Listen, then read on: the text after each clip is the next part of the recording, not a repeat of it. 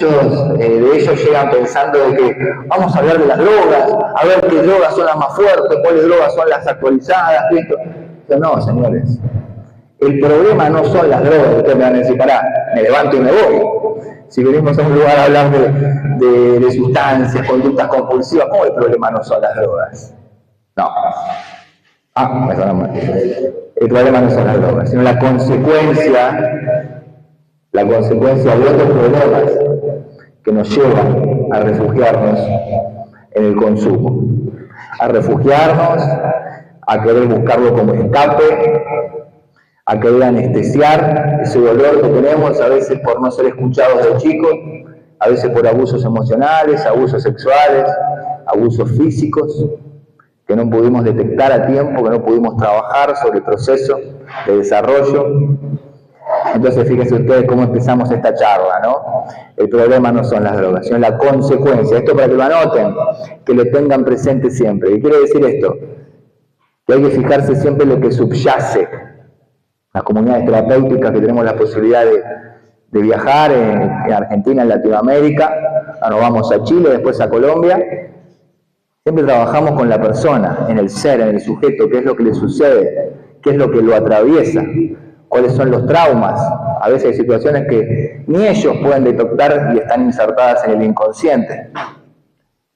Y esas situaciones nos pueden llevar a veces a querer quitarse la vida, a querer pensar que tienen culpas. Cuento un relato muy pequeño antes de comenzar.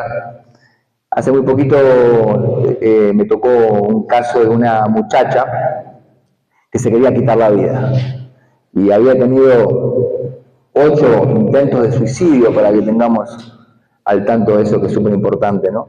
Y el padre decía, no, se quiere suicidar, fíjense, ¿no? Lo que emerge, lo que vemos nosotros. Imaginémonos un glaciar, ¿no? Lo que emerge, lo que vemos, ¿qué es? Que la chica se quiso suicidar. El padre decía que porque se peleó con el novio, de su desconocimiento, obviamente, como padre, decía, se peleó con el novio, por eso se quiere quitar la vida. Y lo que está justamente, que no vemos, lo que está oculto, bajo el agua, desde la figura del glaciar, ¿qué es? Lo que subyace, lo que le sucede a esa persona. Y hablando con esta muchacha me contó que había sido abusada, había cambiado hasta su elección sexual. Le gustaban las mujeres porque ya no podía ver una figura masculina, porque le daba miedo, le causaba un trauma cuando la veía, esa figura, por el abuso que había tenido a temprana edad. Y eso no era lo peor. Lo peor, que ella había reproducido ese patrón de conducta del abuso. Imaginemos una chica de 9 años, qué idea puede tener, ¿no?, de la sexualidad. Lo reprodujo porque lo habían hecho con ella. Lo hizo con el hermanito. O sea, ella, al crecer, fue entendiendo toda esta situación de abuso que ella había tenido con el hermano y la había puesto en una situación muy vulnerable y de culpa. La culpa, gente.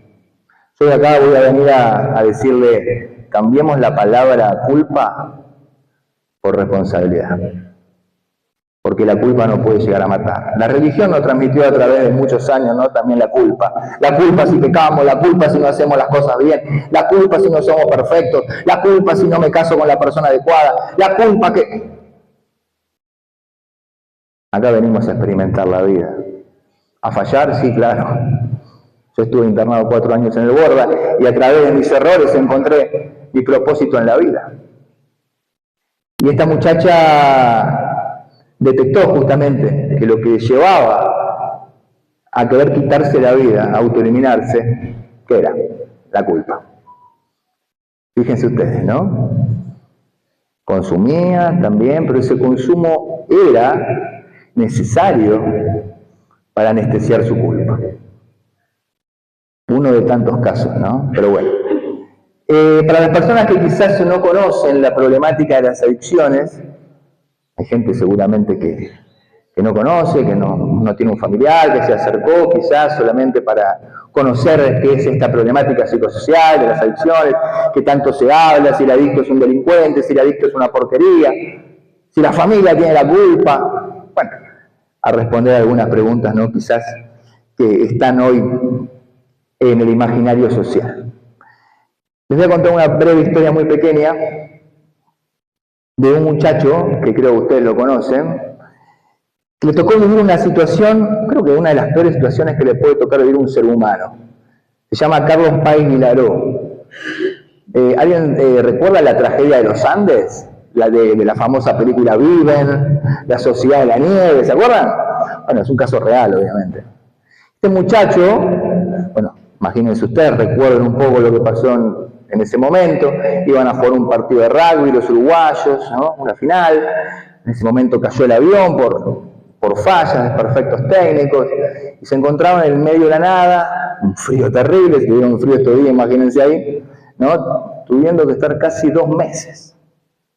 Imagínense, no tenían comida, no tenían abrigo, vieron a sus propios amigos y familiares que lo acompañaban fallecer al lado de ellos. La impotencia, ¿no? No puedo hacer nada porque no tengo nada para ayudarlos. No solamente eso, practicaron canibalismo. Imagínense una situación de más bajeza humana para uno, que practicar canibalismo con un amigo quizá. Pero desde el mismo instinto de supervivencia también, ¿no? Porque tenemos que sobrevivir, por eso lo hacemos. Entonces, lo invitaron a un programa de televisión, bueno, y ellos pensaban que no iban a salir de ahí. Dijeron, acá nos quedamos, acá morimos. Tuvieron la bendición que después vinieron a rescatarlos. Los que no vieron la película los invito a que la vean, que es maravillosa, es un gran ejemplo de resiliencia, ¿no? De cómo superar las adversidades.